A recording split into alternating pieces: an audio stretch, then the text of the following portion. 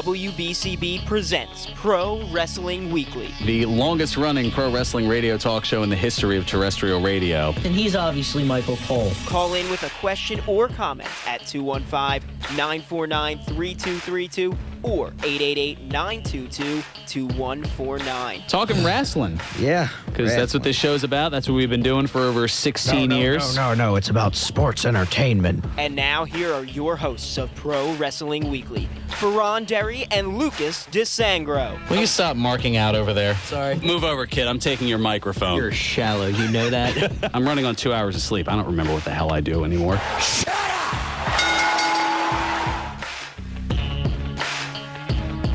There's the sound of the bell, and we are set to go. This is Pro Wrestling Weekly here on 1490 WBCB and online at WBCB1490.com. Fearon Derry here with you alongside Lucas Twitch DeSangro, or should I say, and still, since you've been throwing that hashtag out there quite a bit, and still one half of the tag team champions of the MFPW. It was more for motivate. Thank you. Yeah, I was going to say, I knew you were going to say something, so I was like, all right, probably I'll wait to turn put my his mic on. Yeah. It was more for motivation, if we're being completely honest. TJ, I managed to see the footage, and the fact that when I heard the 1, 2, 3 in the bell ring, I thought when I was laying on the floor, like, oh crap, there goes, looks like we just lost another one. And then I hear and new, and I'm like, what? Oh, and the surprise had occurred from there. So, to be honest, I wasn't expecting to hold on to these for long, but it was. We had a successful title retention against the classics, Eric Martin and Tyler Stone, and now all eyes are looking on February 10th for who we're going to be defending the titles against next. Indeed, and now's a good time to get into that, and then we'll get into the litany of things to talk about following the Royal Rumble weekend here in the Philadelphia area. What a weekend it was. The MFPW returning to the world-famous Monster Factory at 541 Mantua Avenue in Paulsboro, New Jersey, next Saturday night, February 10th, where you'll see the rescheduled match of Bull James against Getty Cahoon of the Unstable 3. And speaking of the Unstable 3, Michelle takes on the returning Clutch Adams. Ooh. He made his return last night. He did, yes. Very nice to see him again. He's doing well. Indeed. And Twitchy Poo over here. And Twitchy Poo? Really? Look, I know I'm not, like, Charles Bronson, but Twitchy Poo? Really? I don't know. I'm running on minimal sleep. I literally have no idea what the hell I say sometimes. That's an updated drop. And, okay, fair enough. Anyway. Sorry. Yeah. All right. Twitch and TJ Rays defend the MFPW tag team titles in a rematch against the team they defeated to win those titles, Primal Fear. Oh. That's been announced. Yes, that was announced last night. Delightful. I was too busy icing my face. Ah, okay. That would definitely explain it. Also, Hyena Wasn't Hex... celebrating, I'll tell you that. Plus, Hyena Hex will defend the MF Network Championship. All this and more next Saturday night at the MFPW Arena, 541 Mantua Avenue in Paulsboro, New Jersey. Check out the MFPW and all things Monster Factory on Facebook, YouTube, Twitter, and Instagram, plus at monsterfactory.org. And check out past matches, bios, bloopers, and more at the mfnetwork.com, including, just recently added, you can see how Twitch and TJ won that said tag team titles. Yes.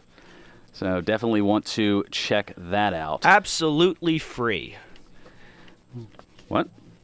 Oh, is it free on the network? I thought it was part of the believe so. subscription. I thought it was. I don't know. Maybe it was. I'm not sure. I would think, well, I mean, if you subscribe, I would think that everything on there is you're able to watch. Yeah, exactly. But I mean, the subscription isn't free.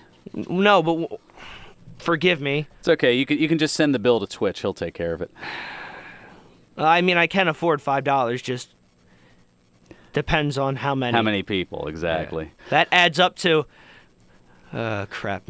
Math's never been my strong suit. I can go up to at least five subscriptions. $25. Just stop now before. No, I'm into more trouble here. No, I'm doing vintage Twitch, burying myself on air. Ted, You know what to do. Oh, no. You know what to do, Teddy. Just got a nod of approval. I know he knows what I'm talking about. I am not awake enough and too sober for this. Anyway, one thing that I was going to say that I definitely wasn't too sober for, but... You almost had to stop. You almost pulled a Richard Dawson. What do you mean? I forget what answer it was on Family Feud, but then he has to collect himself, and he's trying to go forward, and he just keeps... No, this wasn't the September question. I know, but it was... For those who haven't seen the clip, it's a fun one online. During what month of pregnancy does a woman begin to look pregnant? And the contestant answered September. And every time he tried to go back to being serious, he'd just break again. He lost his composure for a good 5 minutes. He almost pulled a Richard during Dawson. Fast Money. It was more so just it was more of stopping myself before saying what I was initially going to say, which was one thing that I wasn't sober enough for was the Royal Rumble, but I realized how bad that sounded, so that's why I collected myself. Yes, the Royal Rumble was very fun. I enjoyed it. And I'm also very happy that they put the Women's Rumble on last. And holy crap, what a lot of surprise! That was the right move, in my opinion. Mm-hmm. I'm just getting that out there now, so I don't interrupt you beforehand or afterwards. With the people they brought up, I was listening to Edge and Christian's podcast, and they were talking about not only was it good for the current women, but also the women who paved the way for it. That's what was so important, and in terms of the first Women's Royal Rumble, you need to pull out all the stops for that. Yeah, I'm sure if they could have found a way, and if she was still with us, they would have found a way to make Mae Young an entrant. And she would have gotten power-bombed onto everyone like a bowling ball pin spot. I don't know about all that, but they would have found a way to carefully get her over the top rope and eliminated. But nonetheless, these surprises were many, and one of the surprises was that you outpicked me in the prediction certain to go wrong. What? I mean, neither of us did great. You went 5 out of the 9, and I went 4 out of the 9. But you did successfully pick both Rumble winners, Shinsuke Nakamura and Asuka. Yeah. So you had that to your credit. And, It's for me, for Rumble matches, I just go with who I want to win and who I think is going to win. Mm-hmm. Like those predictions. See, I just made one pick and just left it at that, and both of my picks were within the final 4. Yeah. Although I felt a little deflated once my pick of Sasha Banks ended up as the first entrant. I went, I don't think this is going to come to fruition.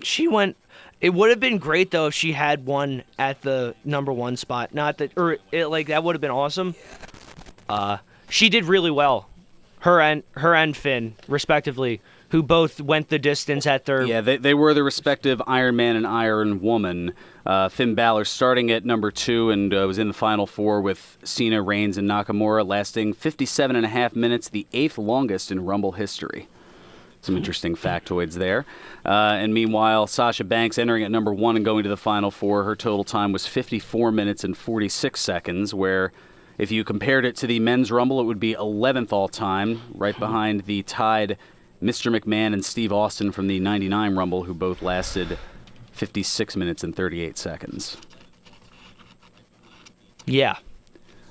You were 10 months old. No, I know. It's just that was the Rumble where they were parading around the arena for most of the match. Well, yeah.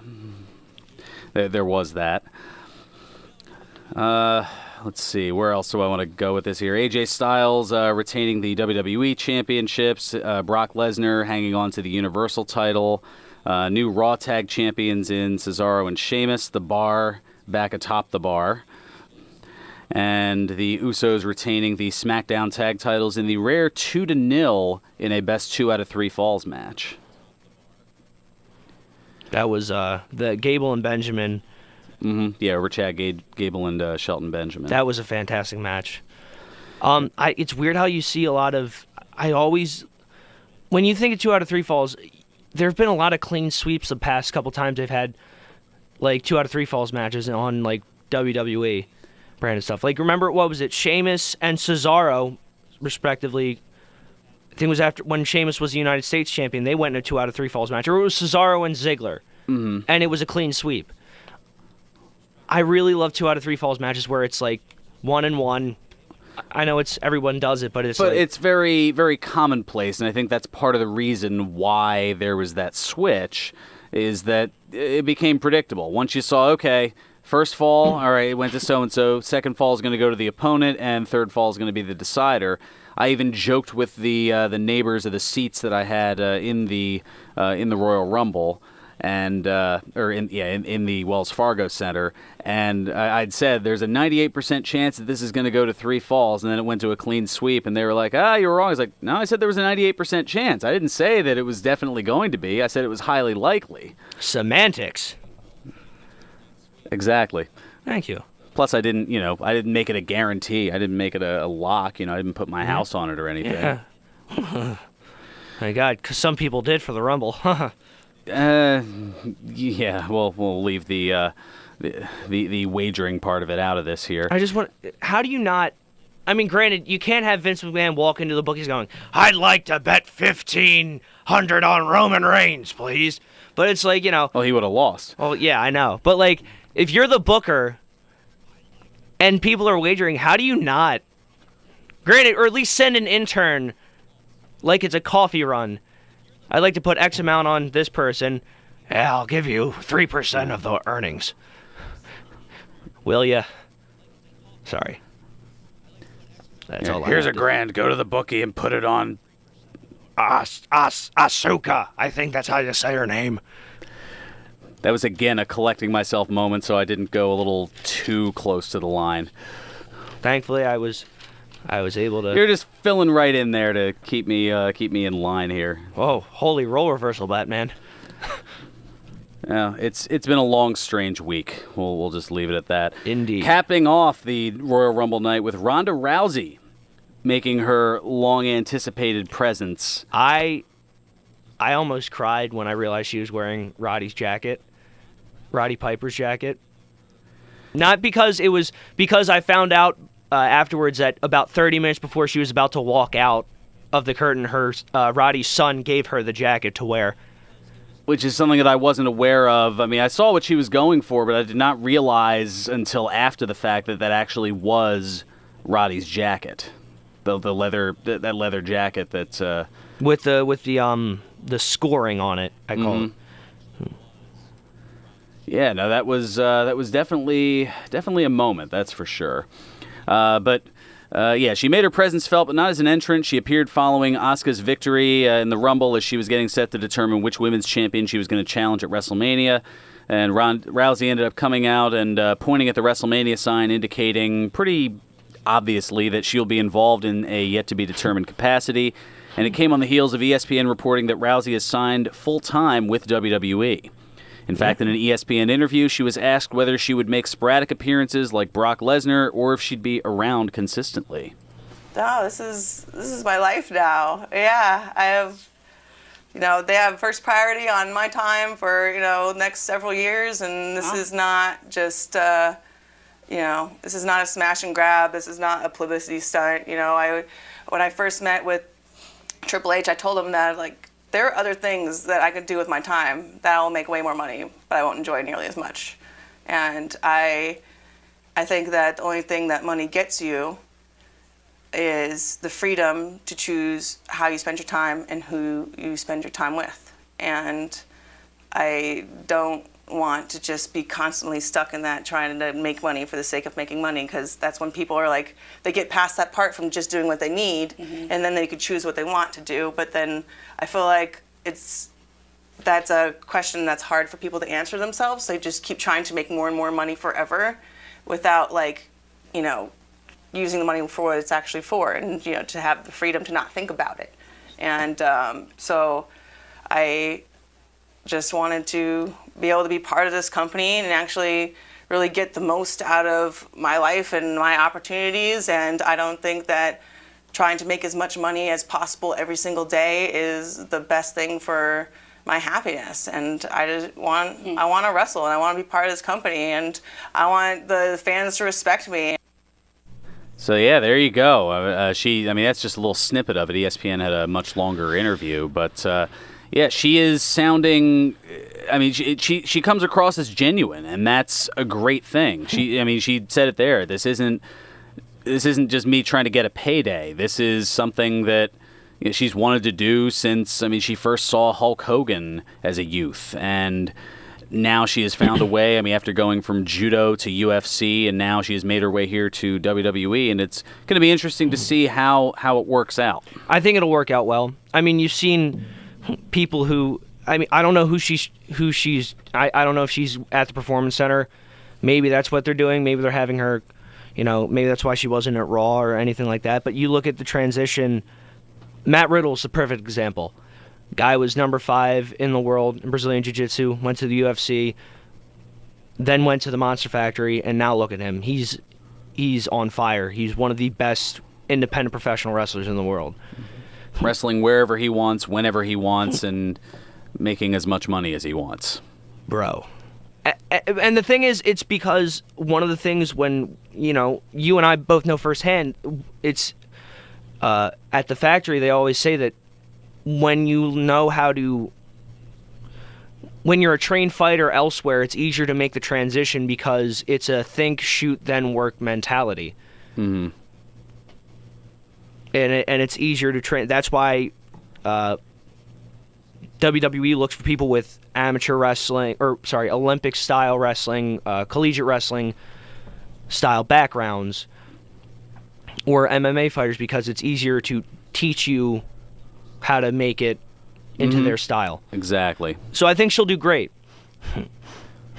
Alrighty, I believe we're at that time where we got to take care of a little bit of business. I'll come back on the other side with some more interesting Rumble statistics, because I had a few more of those to throw out there, a whole bunch more news Any and of them notes. involving pancakes? Because I saw a lot of those. And I'm not talking about the strikes. The strikes. Like the hits. Oh. Like pancaking them. So I wasn't even gonna go there with your left hands, but since you decided to go in that direction, no, I still won't. I've already taken it as far as it needs to go. I was talking about the New Day. At least I was trying. Yeah, I know you were going with the New Day and their silver platter of pancakes that kept Kofi Kingston. And there's not really too much that I can say as far as pancake statistics. I will say when he fed Heath Slater the pancakes and he collapses on the apron, I'm like, oh, he's got the itis. I know it well. We've been to IHOP before. I passed out in the car on the way home about 10 minutes in. Well, on that note, we'll also get to Ed from Northeast Philly on the other side of the timeout as well. This is Pro Wrestling Weekly here on 1490 WBCB and online at WBCB1490.com. The attorneys at Gage Fiore provide top quality legal counsel and follow 3 guiding principles. First, they listen to your needs. Then, they are upfront about whether they can help. And if so, they fight hard for your rights. No exaggerated claims. No baseless offers. They simply fight for you and the best possible legal outcome. Visit GageFiore.com for more information. That's GageFiore.com. Gage Fiore, attorneys that fight for you. Affordable, dependable, and quality water and sanitary service is what BCWSA delivers to over 500,000 customers daily. BCWSA also offers pipe maintenance services for your home or business when dealing with something as minor as a sewer drainage or water supply problem. BCWSA is the utility of choice. Call BCWSA at 800-222-2068 or go to bcwsa.net. Your partner for a safer environment, BCWSA. Proven. There's a threat targeting America. Lyme disease. Spread by tiny ticks, this dangerous disease can cause life-changing health problems and is now more widespread than West Nile, tuberculosis, and HIV/AIDS combined. So it's time for us to target Lyme disease. That means checking for ticks when you've been outside and seeing a doctor if you experience the warning signs, which can include joint pain and flu-like symptoms. Learn how you can target Lyme disease at targetlyme.org. Brought to you by the Stephen and Alexandra Cohen Foundation and this station. Hey, this is Bill Clement, and I'm hoping you can join me this and every Wednesday night, 6 to 7 p.m., live from Chickies and Pete's as Independence Blue Cross presents Bill Clement's Hockey World. I think that's me. So it's right here on 1490 WBCB on Thursday, 5 to 6 p.m., 610 a.m. Sports. You can also watch the show at WBCBsports.com. You won't see termites crawling across your floor, but thousands might be devouring the wood in your walls, weakening the structure of your home. For over 50 years, termite proofing and pest control of the Delaware Valley has been in the exterminating business. If you think you have a pest problem, they're the experts. Call them today at 215-639-5455. That's 215-639-5455 for TPPC. Termite proofing and pest control of the Delaware Valley gives your home or business peace of mind, knowing your pest problem is in their hands. Located at 1560 Bristol Pike in Bensalem, they use only EPA-approved material applied by licensed technicians. Call Termite Proofing and Pest Control of the Delaware Valley at 215-639-5455. Your health is your most precious asset. Tune in to St. Mary Healthline Wednesday at 9 a.m. for advice on how to better manage your health. You will hear about important medical issues from the doctors and professionals across all service lines from St. Mary Medical Center. You will have the opportunity to talk or email your questions to the experts who can help you live a healthier lifestyle. St. Mary Healthline, Wednesdays at 9 a.m. It's your health. Expect more. He's got the Luigi death stare from Fearon, so he might have I didn't give you the Luigi death stare. That's not true. You're breaking kayfabe. Breaking cape. I'm gonna break something else during this commercial. There we go. That's what I like to see. And now, more Pro Wrestling Weekly with your hosts, Fearon Derry and Lucas DeSangro. Are we getting into that controversy again? I know how it feels, and it's not fun. Welcome back to Pro Wrestling Weekly here on 1490 WBCB and online at WBCB1490.com. Fearon Derry and Lucas Twitch DeSangro. And still here with us. Yeah, not quite going part-time just yet. Thank God. I hate being part-time. I like being at the show. It's so much fun. Indeed. All right, let's, speaking of fun part of the show, let's get on over to the look at the local scene, courtesy of Ed from Northeast Philly. Ed, welcome to Pro Wrestling Weekly. Good afternoon. What's good?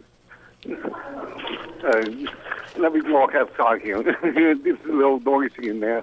No worries. It's hustle and bustle. It sometimes it definitely happens. Wrestle Pro is this afternoon, or tonight I meant, in Rahway, New Jersey. Brace for Impact. Alrighty. 6 p.m. bell or 8 p.m. bell time. 6 p.m. is the autograph signings. Eli Drake, Angelina Love, Johnny Impact, Paula Barr, Emma, and Moose. That should be a good time. And I think I mentioned Allie's name too. Oh yeah, okay, yeah. Mm-hmm. Formerly known as Cherry Bomb. Yes. For those I think they mentioned that on the Impact Wrestling show.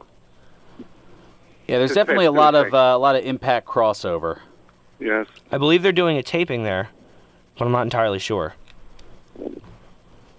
I'm not.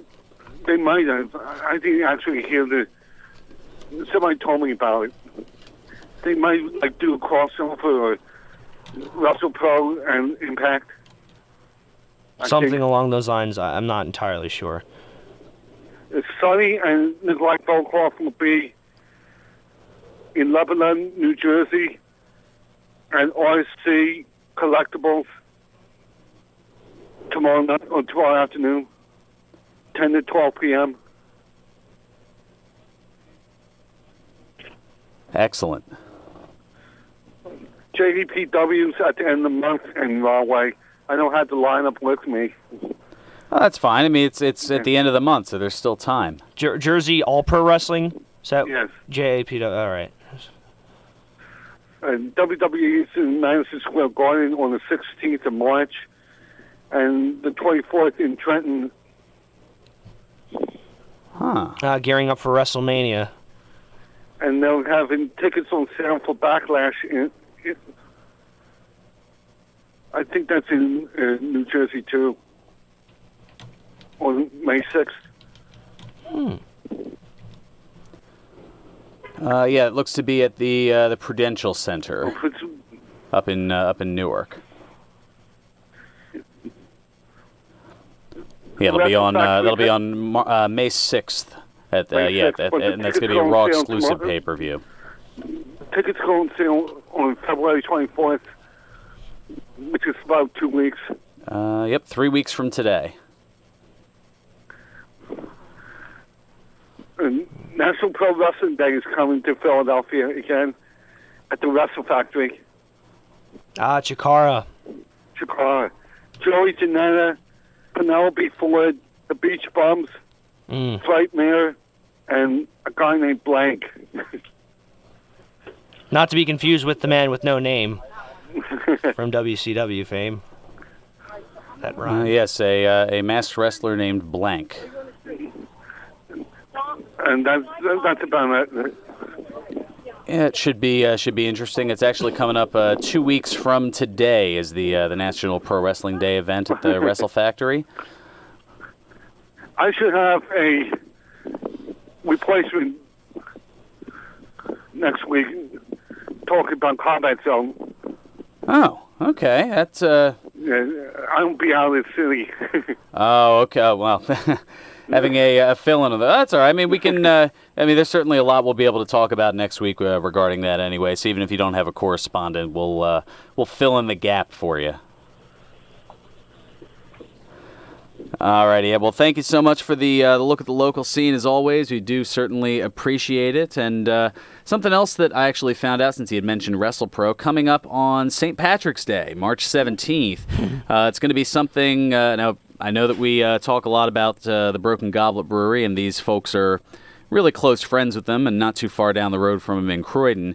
It's going to be a special Hops and Headlocks wrestling event. Ooh. It's going to be Neshaminy Creek Brewing versus Against the Grain, and it's presented with WrestlePro. So there will be it'll be a wrestling card in Croydon at the Neshaminy Creek Brewery at 909 Ray Avenue in Croydon. Awesome. So that'll be an interesting event. Tickets are available. You can go to NeshaminyCreekBrewing.com to get more information on that. It looks like tickets are $25 for general admission, and it looks to be a very fun time. It's 7 to 10 p.m., $25 in advance, $30 the day of. And I'm definitely intrigued by it. I'm kind of curious to see how that will work out. Are there any other events going on that day pertaining to wrestling? Well, I know there's nothing as far as our obligations at the factory. At least I don't believe so. I can check right now. All right. Well, while you are that's another reason I'm here. What I can do is talk about some of those aforementioned Rumble statistics. Yes, that I was alluding to prior to the timeout. So we mentioned the Iron Man and Woman of those who lasted the longest in the Rumble, but then there was the flip side of the coin, the those who lasted the shortest time frame. Ladies first, well, that ended up going to Vicky Guerrero, one of the many surprises in the Rumble. I was so happy when I'm not gonna lie, I popped. She was a very pivotal part of wrestling when I was a youngin'. Well, I still am a younger youngin'. Sorry. Mm-hmm. When I first started watching, she was a very pivotal part of that. On SmackDown, yeah. On SmackDown, yes, she was the GM. So it was a very special place in my heart, and I just loved it. I just thought it was awesome. Just yelling at everyone, they're all beating the crap out of each other, and she's just standing there. Excuse me! I'm just. Yeah, you get that shrill tingle up the spine that reminds you of yesteryear. Yes. But yeah, she lasted 57 seconds.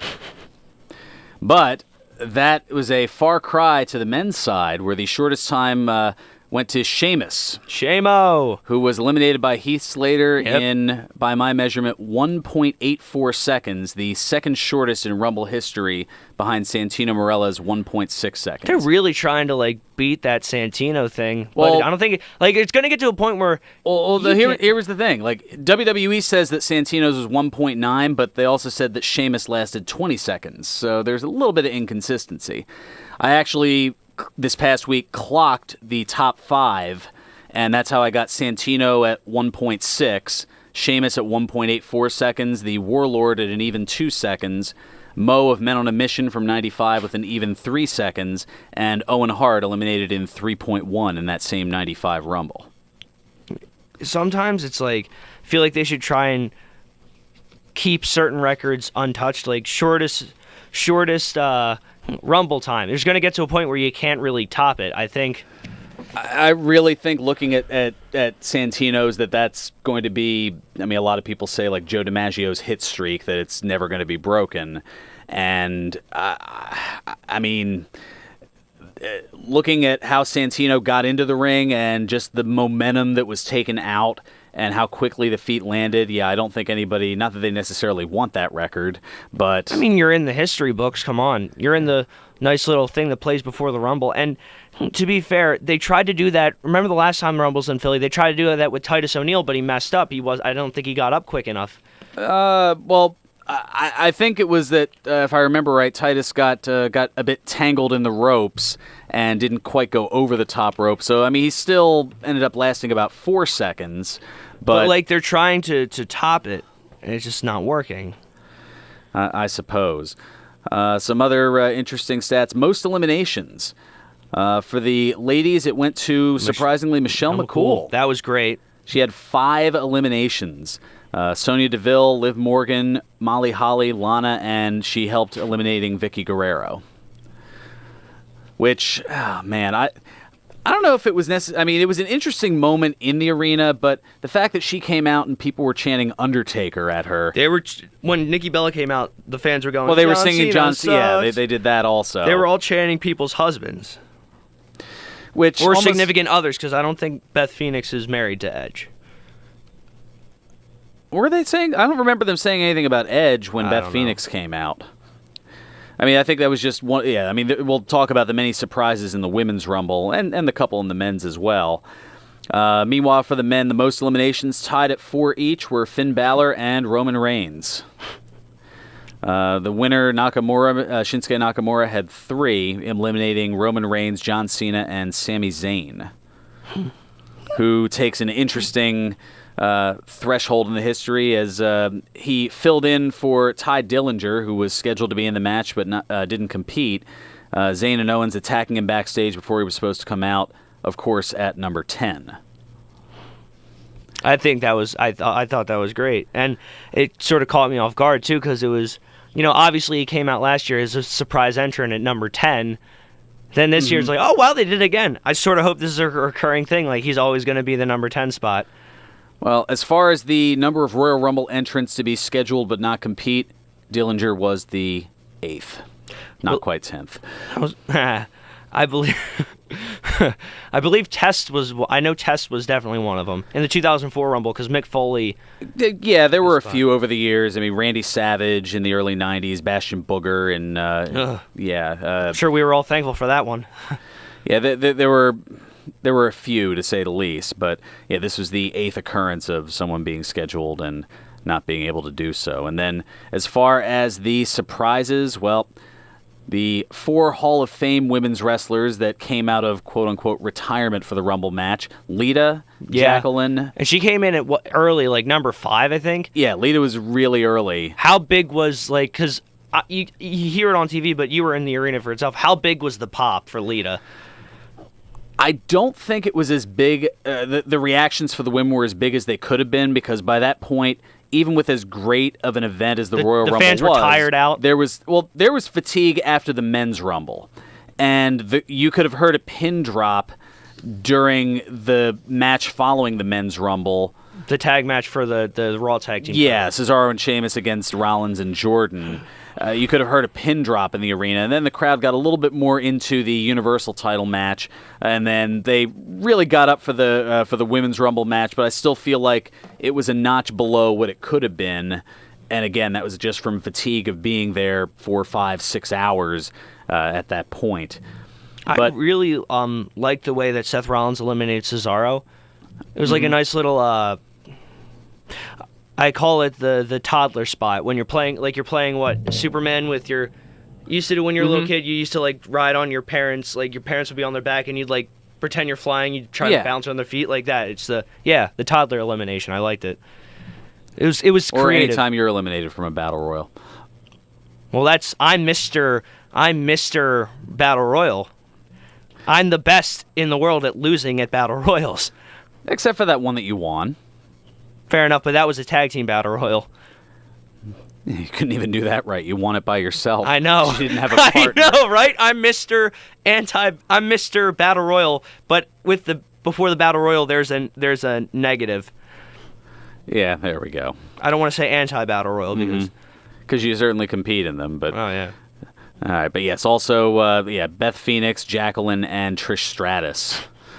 And then 6 other legends and blasts from the past also in the Women's Rumble, in Tori Wilson. Yep. Molly Holly.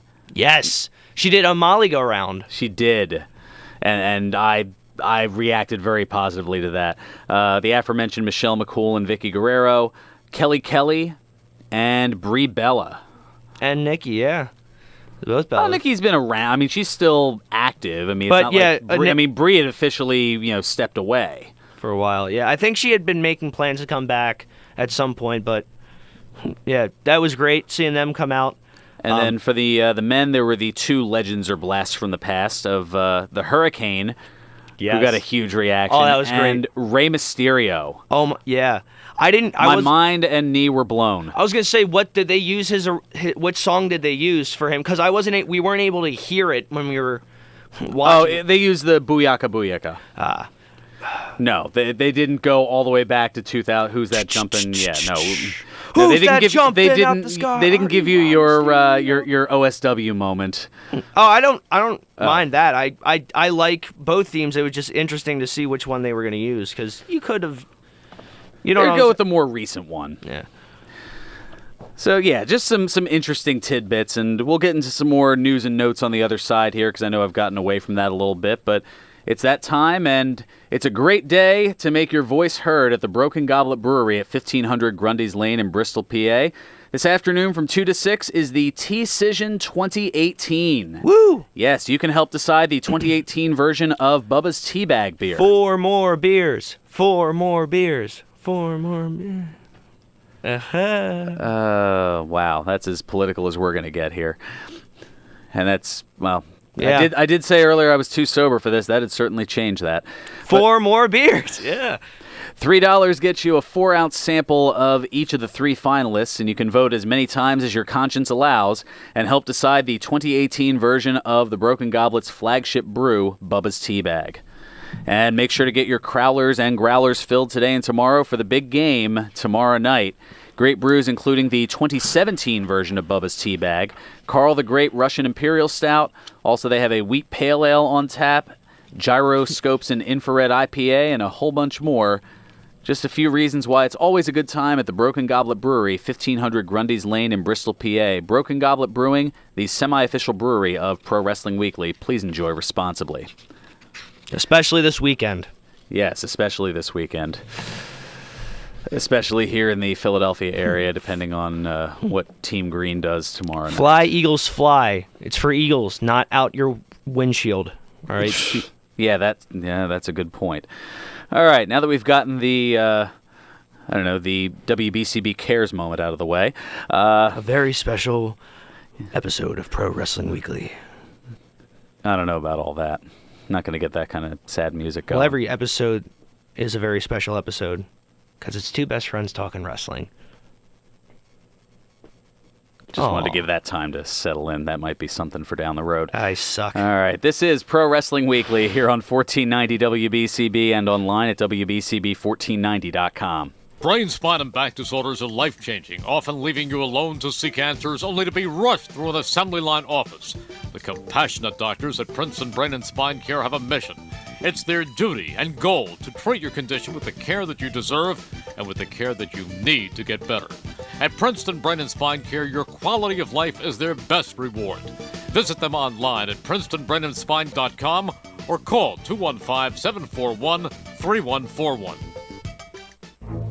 Join us this and every Monday night as we break down the upcoming Eagles matchup with Paul Jolovitz and Tom Cardella with the Independence Blue Cross Monday Night Kickoff Show presented by Corona. Join Paul, Tom, and a different Eagles guest each week from 6 to 7 p.m. as we talk all the ins and outs of Philadelphia Eagles football. The Independence Blue Cross Monday Night Kickoff Show presented by Corona every Monday night right here on 1490 WBCB, 610 Sports, and video stream live on WBCBSports.com as well as Facebook Live. All commentators heard on WBCB express their own views. Their opinions are not necessarily those of others on WBCB, including the staff and management. Do you need a speaker for your next meeting or event? Then call Mike Ivankovich, host of WBCB's What's It Worth radio show. Mike offers a wide variety of presentations for groups both large and small, including What's It Worth Antique Roadshows, where all attendees are invited to bring 1 to 2 items for Mike to appraise. If your group is interested in home downsizing, Mike offers many downsizing presentations. If your group likes antiques and collectibles, Mike offers many presentations in this area as well. Another very popular presentation is Mike's Let's Have an Auction, where Mike runs a fun auction for your group, selling real items using funny Michael money in a fun and entertaining event. Or Mike can run a real fundraising auction where your group brings items such as cookies, cakes, or pies for Mike to sell, and your group keeps all of the money. To book Mike for your next meeting or event, call 215-264-4304. That's 215-264-4304. Pro Wrestling Weekly presents Today in Wrestling History, February 3. On this date in 1989, the WWF held the Main Event network television special on NBC. In the featured match, Hulk Hogan and Randy Savage defeated the Big Boss Man and Akeem in a tag team match. After the match, Randy Savage attacked Hulk Hogan, dissolving the Mega Powers team and setting up the WrestleMania main event as the Mega Powers would explode. On this date in 1997, WCW Monday Nitro aired live from Memphis, Tennessee.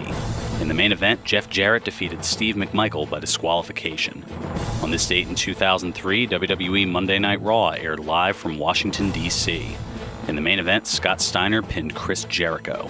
On this date in 2014, WWE Monday Night Raw aired live from Omaha, Nebraska. In the main event, Daniel Bryan pinned Randy Orton. This has been Today in Wrestling History, February 3.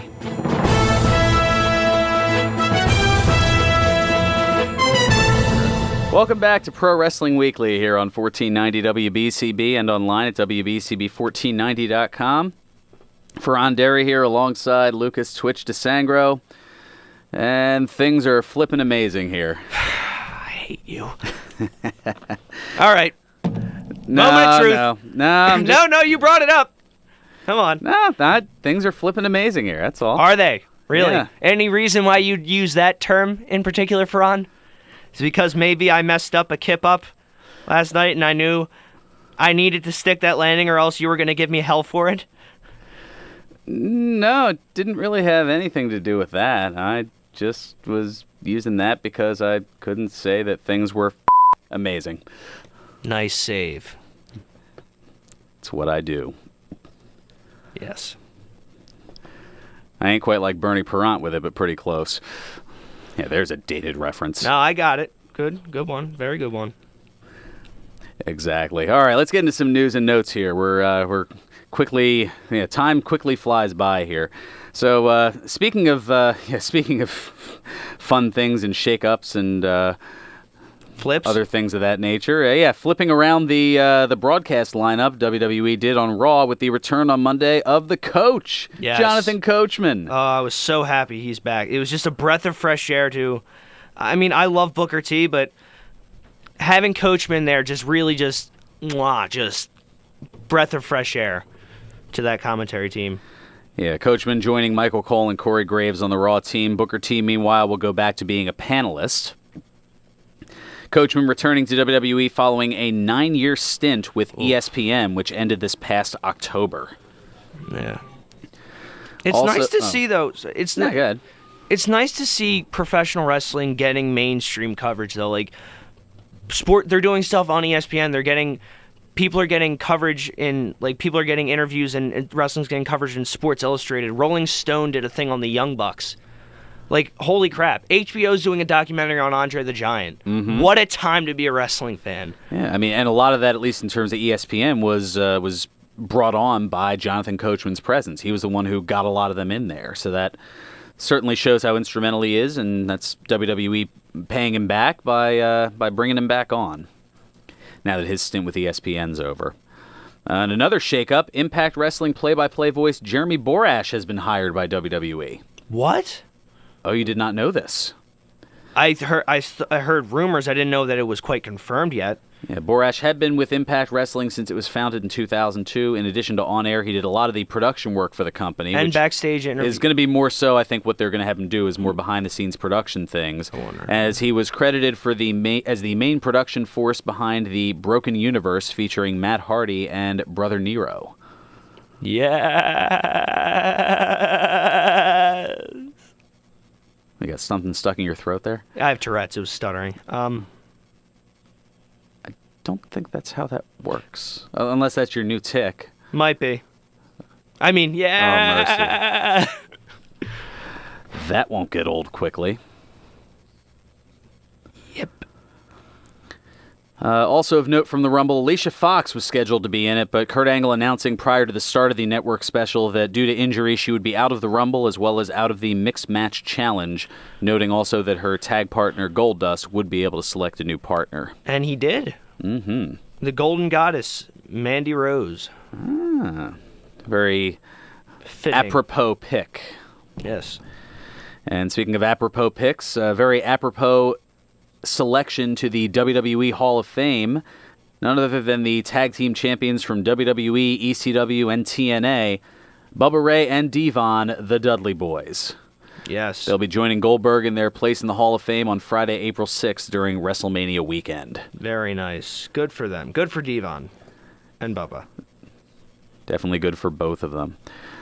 And, how could I forget, as far as new faces and new places, the 205 Live new general manager, Drake Maverick. Who's that? Well, you might recognize him if you watched Impact Wrestling. He worked there as Rockstar Spud prior to his WWE run. And he announced this past week there will be a 16-man tournament to crown the new WWE Cruiserweight Champion, where the tournament final will be held at WrestleMania, as they'll be replacing the abdicated or vacated or whatever word they're using at this point for the former, pretty much, I guess, quietly disgraced champion Enzo Amore. Yeah.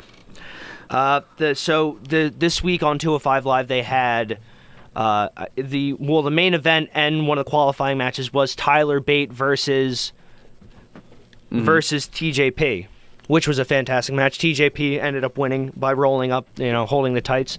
Next week they will have Hideo Itami, formerly known as Kenta, versus Roderick Strong, which is going to be a hard-hitting match. Yes, I can. The internet will definitely be glowing over that, to say the least. And something else that they might be glowing over, the announcement from yesterday from Ring of Honor, announcing their Honor Club streaming service. They finally announced, yes. Which will essentially be the Ring of Honor equivalent of the WWE Network. It will include live streaming ROH on-tour events and will be accessible anytime as part of their video-on-demand library, which includes complete access to the ROH TV archive and a video-on-demand vault containing historical events, compilations, interviews, and more. And it also includes event ticket pre-sale access and 15% off of Ring of Honor branded products in the ROH Pro Shop. Cost is $9.99 per month or a discounted yearly rate of $99.99.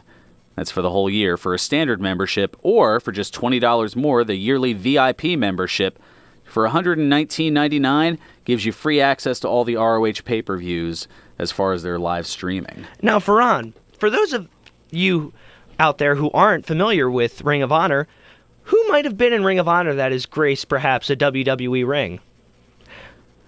A lot of people. I was going to say, yeah. Was there a specific name you were looking for?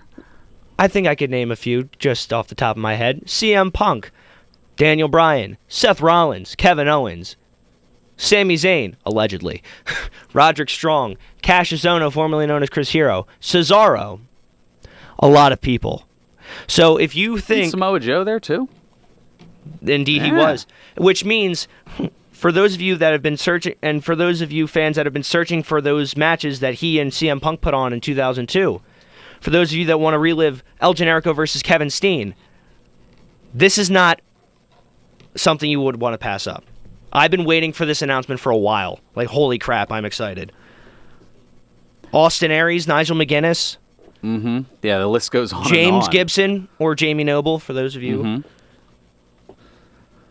Yeah, sorry. Just a few there. Oh, just a few. And one of those people, then known as Bryan Danielson, now known as Daniel Bryan, while, you can go back and watch some of his early matches, he also presented a new interesting concept for SmackDown, the SmackDown Top 10. It's going to be a vote by the superstars for the betterment of SmackDown Live and the enjoyment of the WWE Universe.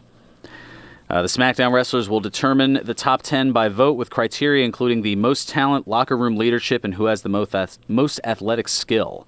Bryan adding that neither he nor Shane McMahon will have a vote, nor can the wrestlers vote for themselves. So I'm kind of curious to see where that'll go. So wait, how would you vote for locker room leader then, or best? Well, no, I'm saying that you can't vote for your individual self, is how they're saying but it. you can vote for other. Oh, okay. Yeah, so you can vote for others, you just can't nominate yourself or vote yourself in. Ah. So if the factory had that, you couldn't vote for Lucas Twitch DeSangro. Nor would I. Fair enough. So I'd probably get more votes. Yeah. Yeah, that fact is very apparent. I mean, it would be one, but 1,000. Yeah. There's not 1,000 people there. Anyway, Epico, WWE wrestler, underwent shoulder surgery on Wednesday. He noted on social media that the surgery was performed by Dr. Jeffrey Dugas.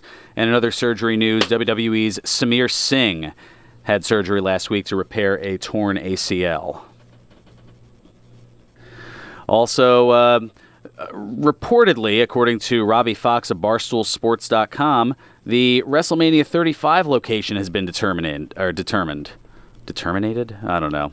Maybe this story will be terminated. It'll reportedly be held in East Rutherford, New Jersey at MetLife Stadium.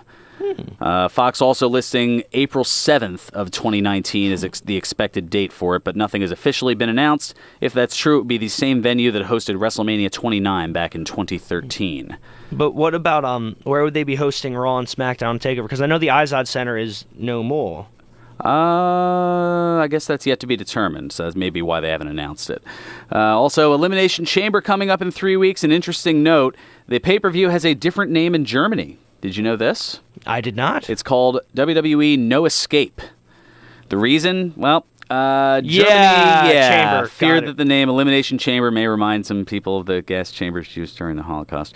WCW had a similar issue back in 96. Oh, did they? Yeah, they did. Oh, I think that's way worse. Yeah, that wrestler they were using as part of the Alliance to End Hulkamania, the 6'4", 405-pound Robert Swenson, was initially called by WCW the Final Solution. But following complaints from Jewish organizations to the Turner corporate offices, his character was renamed the Ultimate Solution.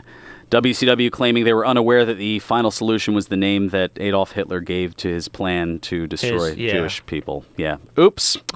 Big ol' oopsie there. And we've got less than 2 minutes left, so it's time for birthdays. Yep, 4 plus 2 Brucey bonuses. Man, I got to really go quick. On this date in 1941, Dorrance Ernest Funk Jr. was born. Former NWA World Heavyweight Champion and WWE Hall of Famer, better known as Dory Funk Jr., turned 76 today. Or 77 today, excuse me. Math was never my strong suit. On this date in 1960, Frederick Marty Jannetty was born. The former WWF Intercontinental Champion and Tag Team Champion, better simply known as Marty Jannetty, turns 58 today. On this date in 1982, Rebecca Treston was born. The women's wrestler known both as Becky Bayless and in TNA as Cookie turns 36 today. And on this date in 1985, Angela Carolyn Fong was born. The women's wrestler and announcer known in FCW and NXT as Savannah and currently working in Lucha Underground as Black Lotus turns 33 today. And 2 Brucey bonuses outside the world of wrestling. This date in 1950, Patsy Ann McClenny was born, the actress known from television roles in Search for Tomorrow, Flamingo Road, Falcon Crest, and Fashion House, and also alleged wife of Saturday Night Live character Tommy Flanagan. The pathological liar, yeah, that's the ticket, better known as Morgan Fairchild, turned 68 today. And on this date in 1956, Joseph Lane was born, the Emmy and Tony Award-winning actor known for a bunch of different roles, better known as Nathan Lane, turned 62 today. That's going to do it for us. We'll be back next week with more stuff. For now, I guess it's time to play us out, Nutsy. 1 o'clock and all's well.